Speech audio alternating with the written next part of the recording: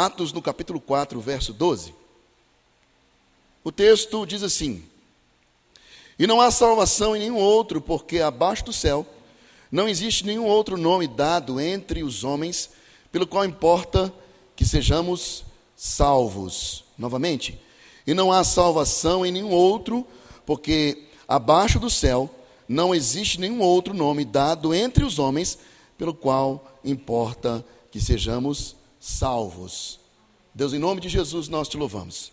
Fala no nosso coração, essa é a tua palavra, e derrama sobre nós a tua graça, instrumentalidade, como já, ó Deus, foi pedido ao Senhor, ó Deus, pela nossa vida. Pai, te pedimos, Senhor, fala conosco, Deus, e fica conosco neste lugar, em nome de Jesus. Amém. Amém, irmãos? Atos, no capítulo 4, é um texto muito conhecido de todos nós, porque nos fala acerca do início da perseguição dos discípulos do Senhor. Quando houve aquela perseguição, onde a igreja ela foi dispersa. E a palavra do Senhor diz que aos governantes foi assim muito satisfatório para eles, em relação ao público, começar a aprender os líderes do caminho que Jesus Cristo ensinou. E a Bíblia diz que o primeiro a ser morto foi Tiago. E depois, por consequência, os discípulos começaram a ser o quê? Perseguidos. E Pedro também foi preso. Mas a igreja em oração, estando em oração, Deus desceu ali com o livramento e libertou Pedro da prisão. Mas eles foram levados diante do Sinédrio e foram pressionados para que eles parassem de falar acerca de Jesus Cristo, ou daquele nome que eles estavam pregando, como a saída para os problemas e principalmente para a salvação de suas almas. E esse trecho do versículo 12 é a resposta de Pedro para aqueles que interpelavam aquele grupo que havia sido preso, havia sido levado diante do Sinédrio. E aí Pedro, ele responde com essas palavras. Ele vai dizer assim, olha, não há salvação em nenhum outro nome dado, nenhum outro nome, porque abaixo do céu não existe nenhum outro nome dado entre os homens, pelo qual importa que sejamos salvos. E é com esse texto, irmãos, que nós queremos abrir aqui a quarta série de mensagens, ou a quarta mensagem de uma série de 5, nesse mês que é muito importante para a igreja. Se a igreja, de maneira geral, conseguisse compreender a importância de se comemorar a reforma protestante, os templos parariam de falar as mensagens corriqueiras e se depararia no mês de outubro. É lógico que nós não queremos aqui, de uma forma reducionista, ou seja, reduzir o tema da reforma protestante apenas para o mês de outubro. Mas, se nós pararmos para pensar, nós temos um mês onde cai para 5 domingos, e nós temos aí a liberdade de trabalhar com a igreja, esses 5 pontos que se tornaram tão importantes para os reformadores daquela época, e nos trouxeram mensagens tão importantes e fidedignas da palavra de Deus, que são os 5 pontos da reforma protestante. E hoje nós vamos falar sobre o sola Christus, que é somente Cristo. E aí eu gostaria de estar contando aí com a intercessão silenciosa dos irmãos, porque nós tivemos que tirar quase que o pão do forno antes de terminar de assar, né? O presbítero Wesley não pôde vir e a gente teve que correr para preparar uma mensagem. E eu creio que o Senhor pode falar no nosso coração. Amém? Você crê? Amém. Amém. A teologia reformada afirma que a Escritura, em sua doutrina sobre a graça e fé, enfatiza que a salvação, ou solo Cristo, ou somente a Cristo, isto é, Cristo é o único Salvador do homem. Essa é a defesa da reforma protestante.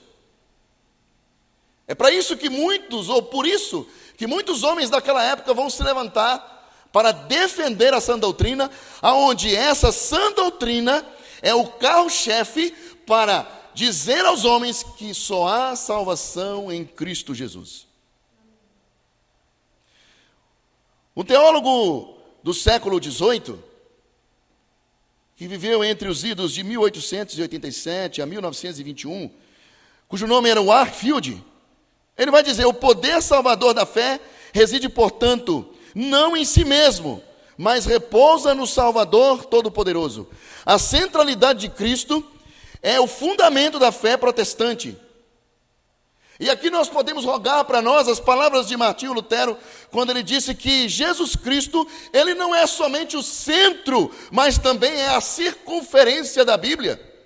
E quando nós falamos isso, vamos entender quem é Cristo e o que ele fez em sua morte e ressurreição, sendo as suas atitudes, a sua vida e a sua morte como fundamentos dessa Escritura. Essa é a mensagem central da Escritura. Somente Cristo. O reformador suíço, Zwingli, ele vai dizer que Cristo é o cabeça de todos os crentes, os quais a igreja é o seu corpo. E esse corpo sem a cabeça está morto. Hebreus vai nos dizer isso, que ele é o cabeça da igreja. Efésios também vai nos afirmar que ele é o cabeça da igreja. Ou seja, se Cristo não estiver no centro, a igreja está sem cabeça. E se esse corpo está sem cabeça, logicamente nós entendemos que um corpo sem cabeça está morto. Então Cristo é o fundamento da igreja. Ele é a essência da igreja. Se não houver Cristo, não há igreja.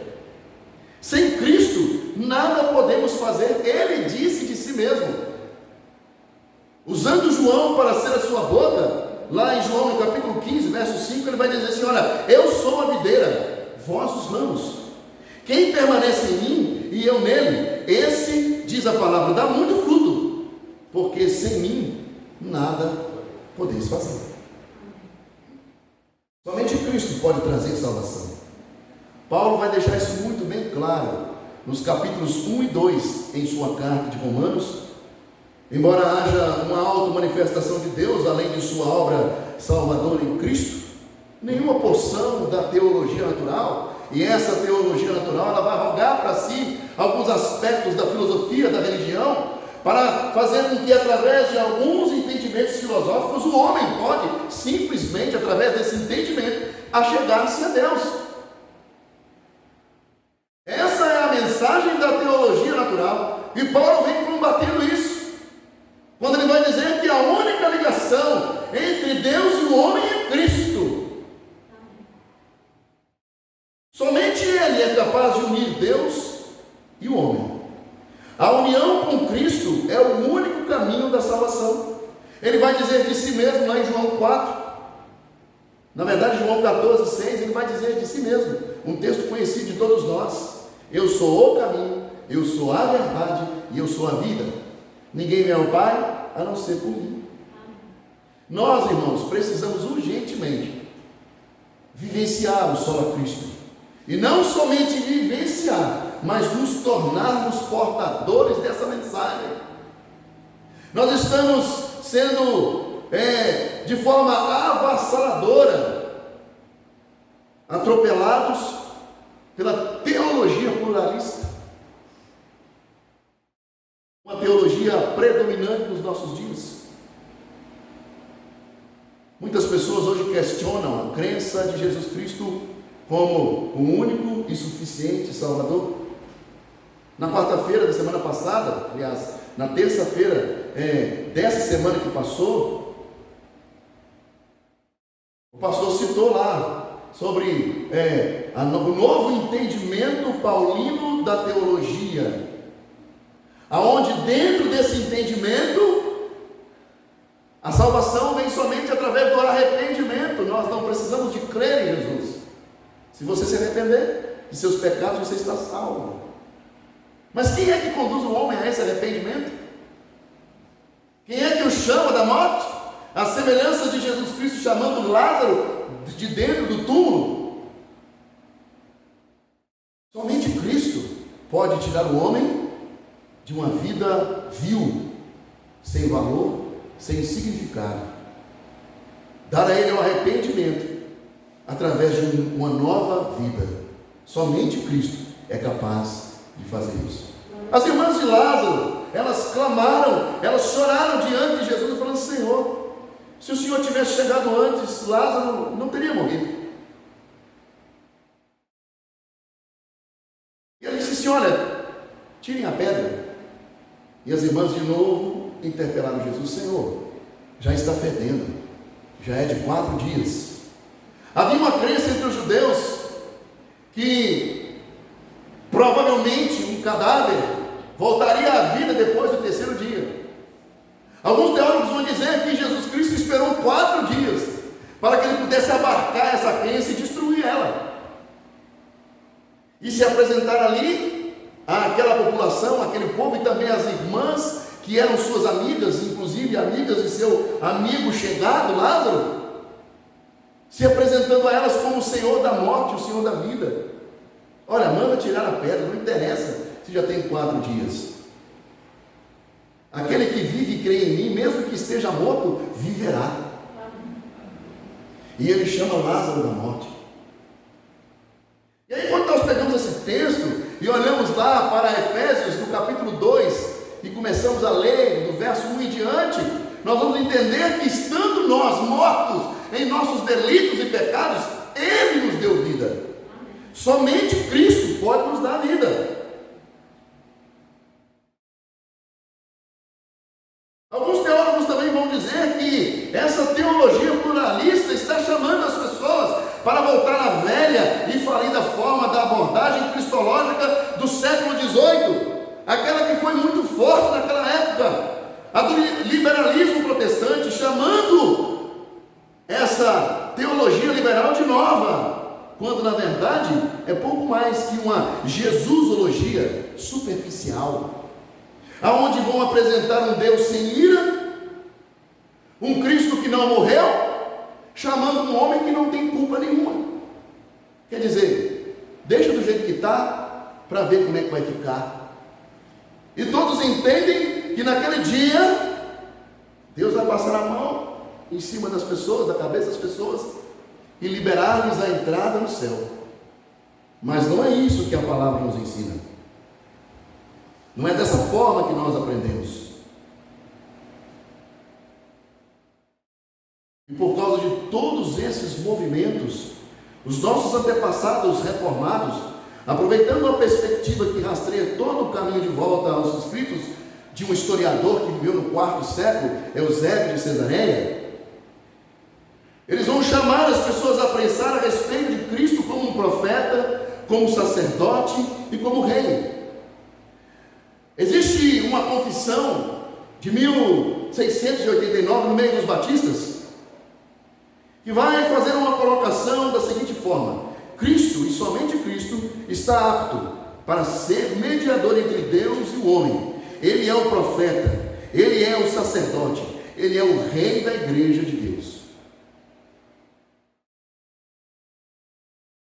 E para isso nós precisamos, e somos convidados a nos assentarmos para avaliarmos um pouco acerca desses 3 ofícios de Jesus. E o primeiro deles é Cristo como profeta. Cristo é o profeta que precisamos para nos instruir nas coisas de Deus, a fim de curar a nossa cegueira e ignorância. Ele é o profeta que veio nos abrir os olhos,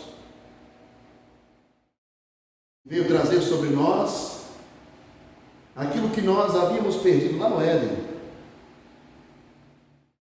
A Bíblia diz que o Deus desse século, ele cegou o entendimento dos homens. Quando nós deparamos ali no livro do profeta Isaías, no capítulo 6, nós vamos ver ali uma palavra do profeta. Vamos ler lá? Isaías no capítulo 6.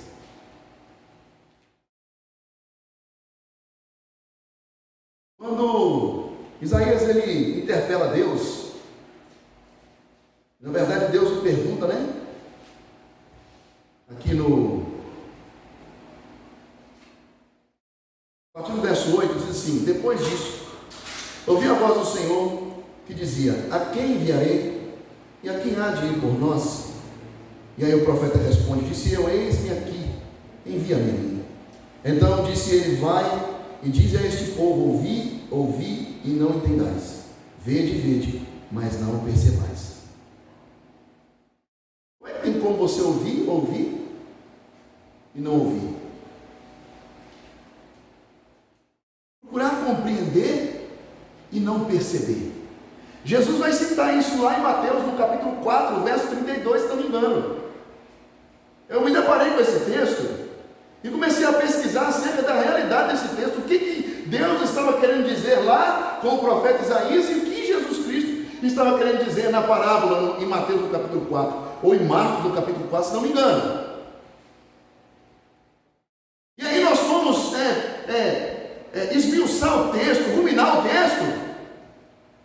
Lá, a mensagem tanto de Isaías quanto de Jesus, citando o mesmo profeta Isaías, vai dizer que o Evangelho de Jesus, o Evangelho que Jesus Cristo manda pregar, apresentando esse Jesus como Salvador, não somente deve ser pregado para que Cristo seja apresentado aos eleitos como Salvador, mas também o Evangelho deve ser pregado para que Cristo seja apresentado como Salvador, e aqueles que não vierem a crer no Senhor sejam condenados por Ele. O Evangelho não será pregado somente para a salvação, mas também para a condenação.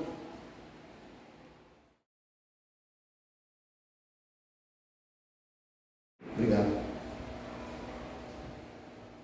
Precisamos observar isso, irmãos. Qual é a nossa responsabilidade na pregação do Evangelho, aonde apresentamos somente Cristo como Salvador? Será que é somente para salvar as pessoas, apesar que nós não salvamos ninguém? Somos apenas instrumentos de Deus. O Espírito Santo é que nos usa para falar aos eleitos, para transmitir aos eleitos. Precisamos pregar o Evangelho, precisamos apresentar a Cristo como esse profeta que veio instruir nas coisas de Deus, a fim de curar a nossa cegueira e ignorância. O Catecismo de Heidelberg vai dizer: nosso principal profeta e mestre, que nos revelou totalmente o conselho secreto e a vontade de Deus a respeito da nossa redenção. O Senhor teu Deus declara a Moisés, em Deuteronômio do capítulo 18, verso 15: ele suscitará um profeta semelhante a mim, disse Moisés.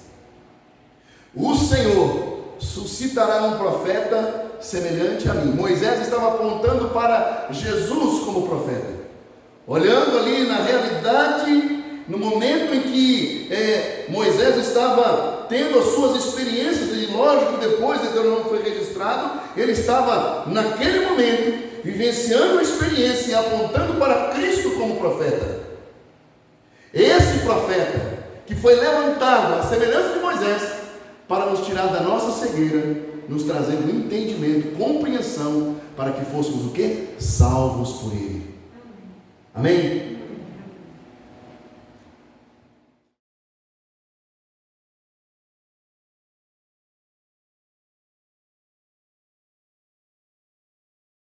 E um outro ofício que Cristo vai nos apresentar,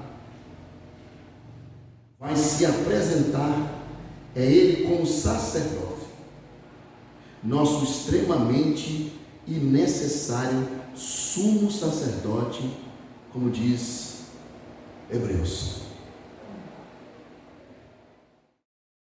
Quando nós olhamos lá no Velho Testamento, a gente vê a figura do sumo sacerdote, e o sumo sacerdote se preparava, tinha a sua vida piedosa, tinha a sua vida de preparo, de santidade, de separação, porque ele haveria de entrar no Santo dos Santos. E o texto fala que o sumo sacerdote entrava uma vez por ano para apresentar uma oferta pelos pecados dele e do povo. Ele entrava no tabernáculo, passava pelo santo lugar e entrava no Santo dos Santos com uma corda amarrada na cintura, literalmente. E nas orlas de suas vestes haviam como que sinetes, guizos, né? Dava para ouvir quando o sumo sacerdote estava andando dentro do templo e no Santo dos Santos. A intenção desses guizos era realmente dar o sinal de que ele estava em movimento. E se ele estava em movimento, ele estava o quê? Vivo. Então ele entrava ali no Santo dos Santos e apresentava a sua oferta pelo seu pecado e pelo pecado do povo, uma vez no ano. Se acontecesse alguma coisa que não estivesse dentro dos desígnios e da exigência de Deus para aquele sumo sacerdote se apresentar diante dele, o que aconteceria com aquele sumo sacerdote? Ele morreria. Então a corda serviria para quê? Para puxar o corpo de lá de dentro. Isso aconteceu com Jesus. Hebreus vai dizer que Jesus Cristo, ele é o sumo sacerdote. E também é o sacrifício perfeito. Essa palavra vai dizer que essa palavra propiciação, como nós falamos ontem na sede, ele é a propiciação, ou seja, ele é o sacrifício aceitável. Porque Jesus Cristo, vindo de Deus, ele era o único que podia se apresentar diante de Deus. Porque ele era o sacrifício aceitável, sacrifício perfeito. E ele entra ali no Santo dos Santos como sumo sacerdote, apresenta a si mesmo como esse sacrifício perfeito, morrendo no nosso lugar. E ao ressuscitar ao terceiro dia, Jesus Cristo sai vivo de dentro do tabernáculo celeste, provando que Deus aceitou o seu sacrifício. Fomos justificados por ele. Hebreus vai dizer que esse sacrifício que Jesus Cristo apresentou foi um sacrifício perfeito. Lembra lá do sumo sacerdote, uma vez por ano? Todo ano, uma vez, tinha que apresentar um sacrifício pelo pecado dele e pelo pecado do povo. Por que toda vez tinha que apresentar? Porque o sacrifício não era perfeito. Mas Jesus Cristo, sendo o sumo sacerdote, como diz a palavra, segundo a ordem de Melquisedeque, ele apresentou a si mesmo como um sacrifício perfeito, uma única vez. Glória a Deus.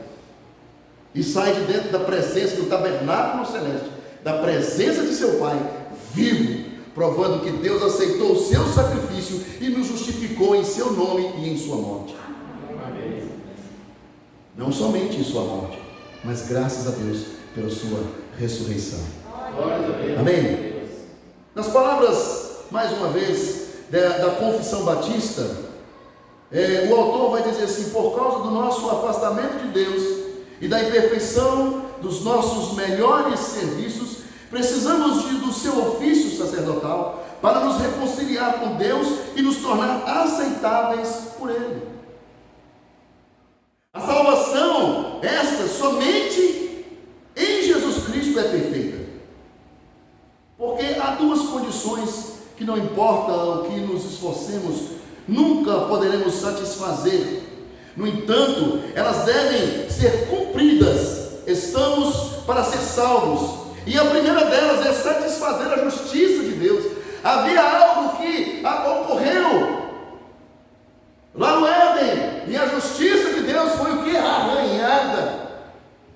Adão desobedeceu a Deus. E por causa dessa desobediência, desse pecado, havia uma exigência para que essa justiça fosse o quê? Restaurada. Lá em Gênesis 3,15, existe uma profecia a respeito disso. Eu suscitarei da mulher um descendente que pisará na cabeça da serpente. E Deus fez isso. Destruiu o pecado na carne, através da carne de seu filho. Humilhou a morte, humilhou o diabo, envergonhou o diabo. Meu irmão, minha irmã, se você começar a pensar e avaliar a profundidade daquilo que Deus fez por nós, se quando nós nos deparamos com o assunto da Trindade, e nós entendemos que Deus, Ele é único, mas tripessoal, Deus, Ele se encarna em Jesus e morre no nosso lugar. o Criador de todas as coisas, morreu no meu e no seu lugar. É o que falamos ontem na sede. Nós não tínhamos nada para oferecer, como não temos nada para oferecer a Deus, por causa desse sacrifício que Ele apresentou em nosso lugar,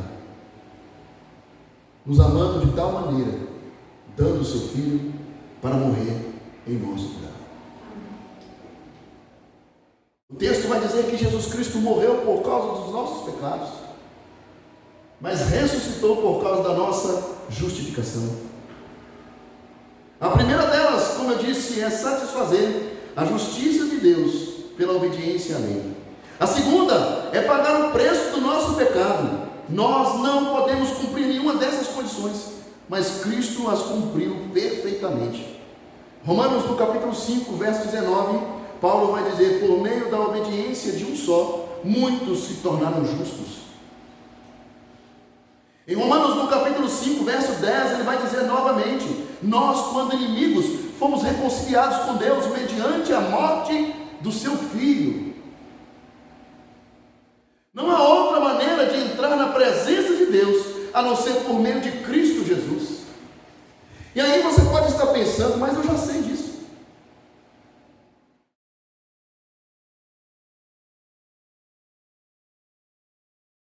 Mas o meu desejo aqui nesta noite é que você internalize isso, ao ponto de, no momento em que você for necessário para a pregação do Evangelho, você terá a palavra não somente no livro, mas principalmente no seu coração, como um instrumento poderoso de evangelização.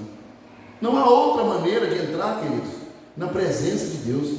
O sacrifício de Jesus ocorreu apenas uma vez, como já dissemos, mas Ele ainda continua sendo nosso grande sumo sacerdote.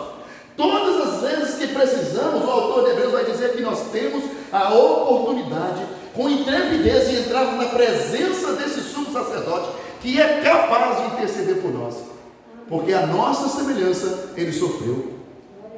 Mas o detalhe que nos chama a atenção é que sem pecado, perfeito, aceitável diante de Deus. Esse sumo sacerdote é aquele que, através do qual toda oração e todo louvor são feitos e são aceitáveis e oferecidos a Deus. Nos lugares celestiais Ele continua sendo o nosso constante intercessor, e além de intercessor, Ele é o nosso advogado. 1 João capítulo 2, verso 1 vai dizer: meus filhinhos, essas coisas vos escrevo para que não pequeis, e se alguém pecar, temos um advogado para com o Pai, Jesus Cristo, o justo. Não é de se admirar então que Paulo diz que a glória deve ser dada a Deus, por meio de Jesus Cristo, pelos séculos dos séculos, somente a Deus, através da vida de Jesus. O gozo de achegarmos a Deus pode crescer apenas por uma confiança profunda nele, como nosso sacrifício e também como nosso intercessor. Não precisamos de ninguém, e isso não é incentivo ao egoísmo, mas você não precisa do pastor para se chegar diante de Deus, você não precisa do padre, você não precisa do bispo, você não precisa, se é que eu posso usar isso, você não precisa nem do Papa. Quando eu digo se é que eu posso, porque a figura do Papa não faz parte, né, do nosso métier, do nosso meio. Ele abriu livre acesso a Deus. Quando nós paramos para falar acerca daquela música, daquele cântico do Fernandinho, aliás, do Fernandinho não, do Davi Sasser, quando fala assim: és Deus de perto e não de longe, ali está falando de uma liberdade poética, porque Deus não é somente Deus que está lá longe, mas Ele é Deus que principalmente está perto de nós. Nós não precisamos mais buscar a Deus como que tateando com cegos, mas Cristo aponta o caminho. Eu sou o caminho, a verdade e a vida. Ninguém vem ao Pai a não ser por mim. Quando nós queremos nos chegar ao Pai, nós oramos a Jesus para nos achegarmos ao Pai. O pastor Cleilson vai dizer que lá no céu nós não veremos a Deus, mas veremos a Cristo. Mas se estamos vendo Cristo, vemos a Deus. Ele disse isso para Filipe. Filipe disse assim: mostra-nos o Pai, isso nos basta. Meu querido, eu sempre estive com você. Aquele que me vê, vê o Pai. Ele é o livre acesso à majestade santa. Somente Cristo pode nos abrir esse caminho.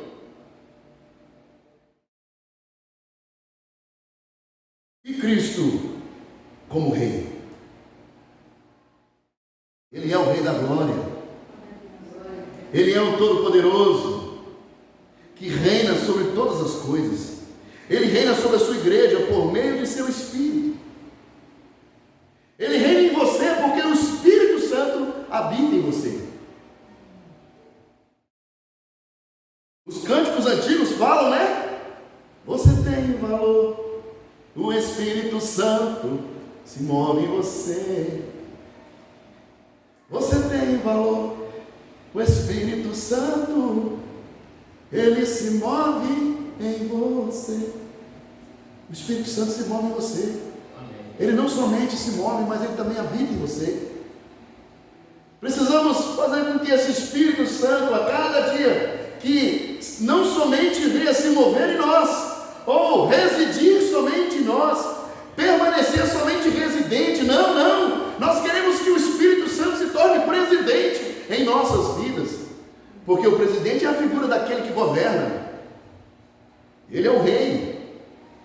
Atos do capítulo 2, versos 30 a 33, vai dizer assim: sendo pois ele profeta, e sabendo que Deus lhe havia prometido com juramento, que do fruto de seus lombos, segundo a carne, levantaria o Cristo, para assentar sobre o seu trono. A profecia foi dada. Este Jesus Cristo, o homem vindo da parte de Deus, que recebeu o nome que está acima de todo nome, ele se assentará para sempre sobre o trono de Davi e governará de eternidade em eternidade sobre a casa de Jacó. Essa é a profecia sobre o rei da glória que nós servimos. A palavra que foi dada a Davi, dizendo: se você for fiel, as minhas leis, não se desviando nem para a direita, nem para a esquerda, nunca faltará um descendente que se assente no trono. Davi foi um homem fiel, não foi perfeito. Davi amou a mulher de outro. Davi maquinou a morte do marido dessa mulher, tramou a morte e executou aquele homem. Mas ele não chegou diante de Deus como Adão se justificando. Ele confessou o seu pecado, se humilhou diante de Deus e alcançou misericórdia. Por isso a palavra de Deus vai dizer que: eis aí a Davi, meu servo, um homem segundo o meu coração. Davi foi um homem fiel a Deus, o coração aberto. O Salmo 84, se não me engano, 64 aliás, vai dizer que Davi encontrou os altares do Senhor lá no deserto. Aonde você vai encontrar um altar no deserto, se não tem nenhum templo ali? Eu encontrei em teus altares, Senhor meu e Deus meu. O altar estava dentro do seu coração. Davi foi um homem que marcou o coração de Deus, e por causa disso, nunca mais faltou um descendente que se assente no trono. Está lá o descendente assentado eternamente, Jesus Cristo, o Rei da Glória. Nesta previsão, disse da ressurreição de Cristo que a sua alma não foi deixada no inferno, nem a sua carne viu a corrupção. Deus ressuscitou a este Jesus, do que todos nós somos testemunhas, de sorte que, exaltado pela destra de Deus e tendo recebido do Pai a promessa do Espírito Santo, derramou isto que vós agora vedes e ouvis. Ele sobremaneiramente dá o arrependimento ao impenitente e concede perdão ao culpado. Só o rei pode dar isso para o impenitente. Lá em Esther vai dizer que ninguém poderia chegar diante do rei Assuero. se ele não estendesse o cetro.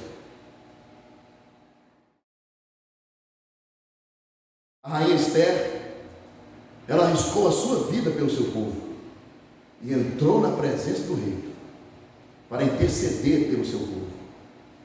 Eu não estou aqui querendo dizer que o rei Assuero era uma figura de Cristo, mas somente o rei poderia estender o cetro para que uma pessoa permanecesse viva em sua presença. Entre os pilares da sala do trono haviam homens armados com balestra ou com arco e flecha para matar aquele que entrasse na sala do trono sem a autorização ou sem o convite do rei. Pois nós fomos chamados à sala do trono, e Jesus Cristo estendeu o cetro para nós, cetro de justiça, e nos justificou.